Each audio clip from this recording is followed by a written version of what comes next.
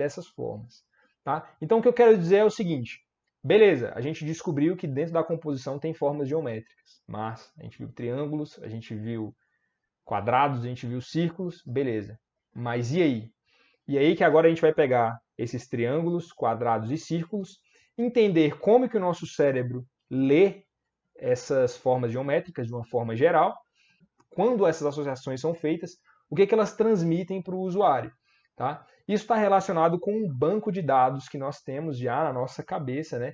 Baseado em símbolos, elementos naturais, normalmente, ou bem estabelecidos na nossa sociedade, na nossa civilização.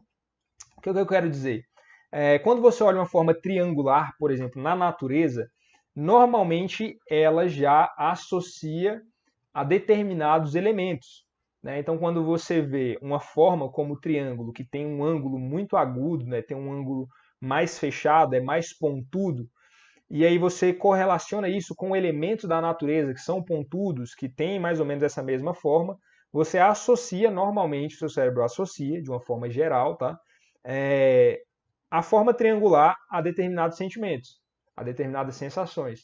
Tá? Isso acontece também com a forma geométrica circular, obviamente. Né? E aqui nessas imagens eu trouxe elementos da natureza, tá? Que é mais essa conexão primária que nós temos. Tá? Da mesma forma também elementos mais geométricos como quadrado e retângulo, nós temos menos associações com elementos da natureza.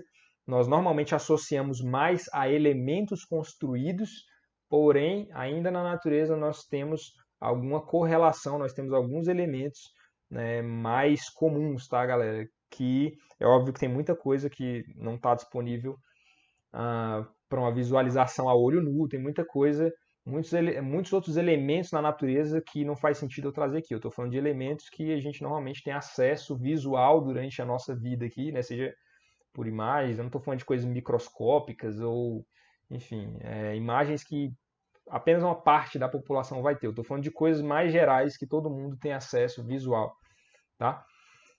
Então a segunda etapa é essa. A primeira é descobrir formas e objetos e composições. A segunda é entender como que elas se associam, como que elas se relacionam com esse banco de dados, com esses elementos que já estão pré-significados na nossa mente. Tá? E depois a gente colocar isso na prática. Né? Qual é o papel do projetista? Depois que você viu as imagens, depois que você viu as formas geométricas, depois que você associou ela e correlacionou ela com coisas pré-estabelecidas, o que fazer com isso agora? Né? O papel do projetista é justamente fazer com que as formas elas traduzam, né, as demandas do cliente. Você tem que traduzir aquilo que o seu cliente pede, aquilo que o seu usuário precisa para aquele espaço, através de formas, através das linhas que você vai escolher, através de uma solução visual. Tá?